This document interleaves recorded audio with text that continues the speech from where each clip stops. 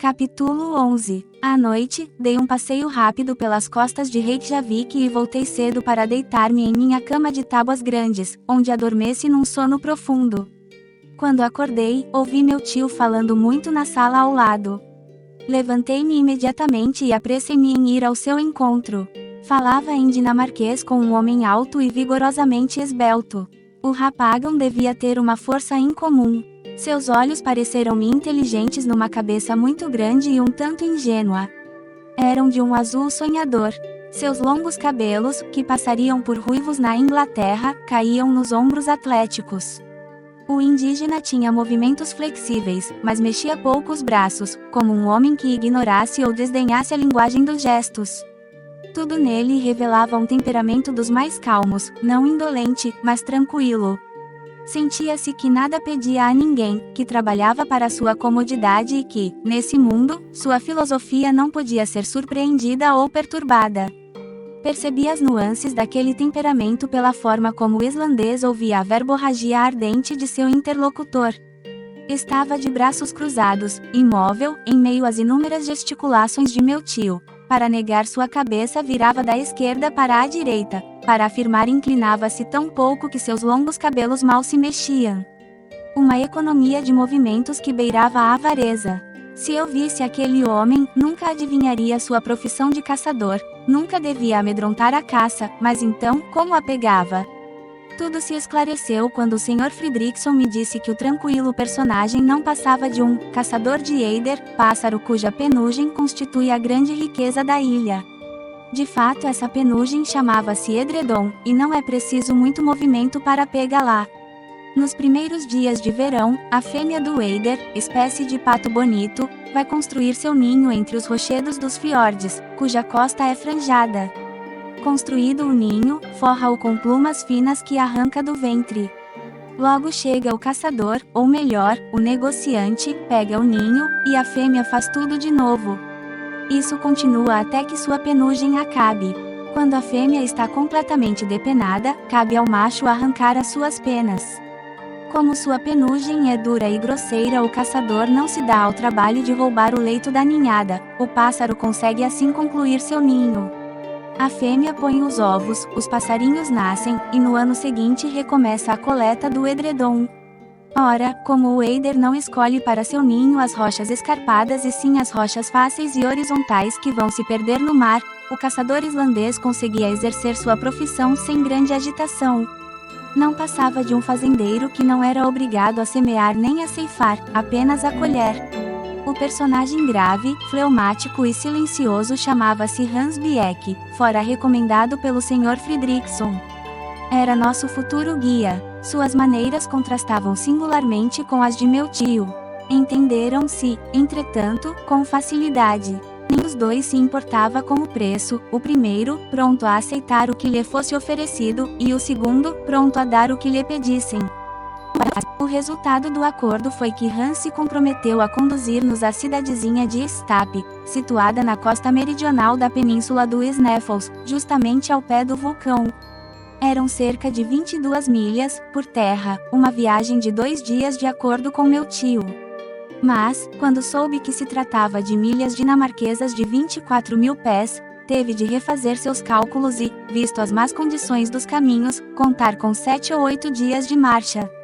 Teríamos 4 cavalos à nossa disposição, 2 para nós, eu e ele, e 2 para nossas bagagens. Segundo seus hábitos, Hans iria a pé.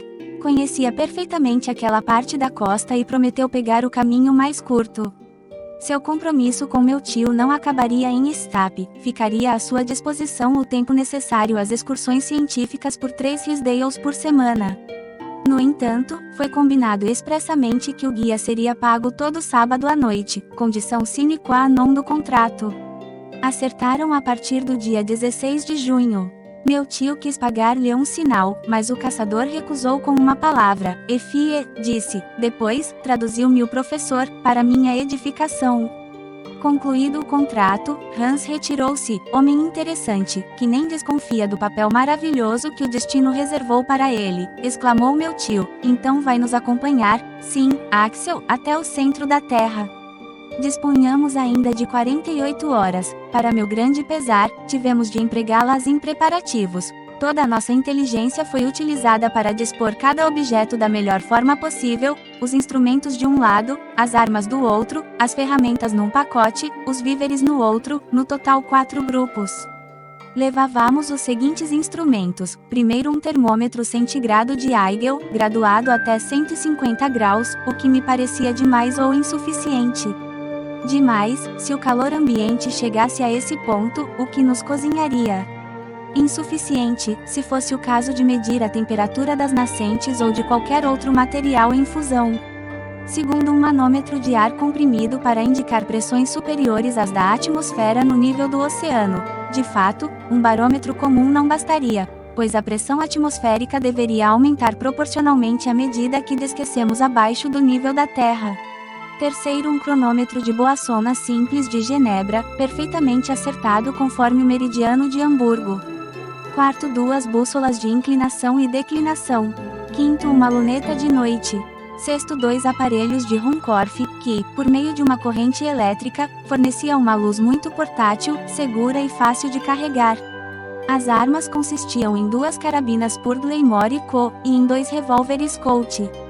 Para que armas? Não tínhamos que temer deparar-nos com selvagens ou animais ferozes, suponho. Mas meu tio parecia fazer questão de seu arsenal, assim como de uma notável quantidade de algodão pólvora inalterável com a umidade e cuja força de expansão é muito superior à da pólvora comum. As ferramentas eram 2 pás, 2 picaretas, uma escada de seda, 3 bastões de ferro, machado, um martelo, uma dúzia de calços e pregos de ferro e longas cordas de nós, o que não deixava de formar um enorme pacote, pois a escada media 300 pés de comprimento. Finalmente, as provisões. O pacote não era grande mas tranquilizador, pois eu sabia que continha víveres para 6 meses entre carne concentrada e biscoitos secos. Não levávamos água, o líquido consistia em genebra. Levávamos, entretanto, cantes, e meu tio contava com fontes para enchê-los. Qualquer objeção que eu fizesse à sua qualidade, temperatura ou ausência, não seria levada em conta. Para completar a relação exata de nossos artigos de viagem, citarei uma farmácia portátil com tesouras de lâminas cegas, talas para fraturas, uma peça de fita em fio cru, faixas e compressas, esparadrapo, uma espátula para sangria, todas coisas aterrorizantes. Além disso, uma série de frascos com dextrina, álcool vulnerário, acetato de chumbo líquido, éter, vinagre e amoníaco, todas drogas de emprego pouco tranquilizador, e finalmente o equipamento necessário para os aparelhos de Ruhmkorff. Meu tio nem pensou em esquecer sua provisão de tabaco, de pólvora de caça e de iscas, nem um cinto de couro que usava na cintura, onde havia em quantidade suficiente moedas de ouro e prata e papel. No grupo dos instrumentos, colocou também 6 bons pares de sapatos impermeabilizados por uma demão de alcatrão e borracha elástica. Vestidos, calçados e equipados dessa forma, não temos qualquer motivo para não ir longe, disse-me meu tio. Passamos todo o dia 14 arrumando os diversos objetos. À noite jantamos na casa do Barão Trump, em companhia do prefeito de Reykjavik e do Dr. Hjaltalin, o maior médico da região. O Sr. Fridriksson não fora convidado, mais tarde soube que o governador e ele haviam tido uma desavença quanto a um problema de administração e não se falavam. Não pude, portanto, compreender nem uma só palavra do que se disse durante aquele jantar semi-oficial. Notei apenas que meu tio falou todo o tempo. Terminamos os preparativos no dia seguinte, 15 de junho. Nosso anfitrião agradou enormemente ao professor oferecendo-lhe um mapa da Islândia, incomparavelmente mais perfeito do que o de Henderson, o mapa de Olaf Nicolas Olsen, reduzido em 480.000 avos e publicado pela Sociedade Literária Islandesa a partir dos trabalhos geodésicos de Shil Frisak e do levantamento topográfico de Bjorn Gunnlaugsson. Era um documento precioso para um mineralogista. Passamos a última noite na intimidade do Sr. Fridriksson, pelo qual eu sentia uma viva simpatia. A conversa foi sucedida por um sono bastante agitado, ao menos de minha parte. Às 5 da manhã, o relincho de 4 cavalos que pateavam sob minha janela acordou-me. Vesti-me depressa e desci para a rua. Hans acabava de carregar nossas bagagens sem se mexer, se é que posso dizer isso. Trabalhava, entretanto, com uma habilidade incomum. Meu tio mais fazia barulho do que ajudava, e o guia parecia pouco se importar com suas recomendações. Ficou tudo pronto às 6 horas. O Sr. Fridriksson apertou-nos as mãos. Meu tio agradeceu-lhe enfaticamente em islandês pela hospitalidade.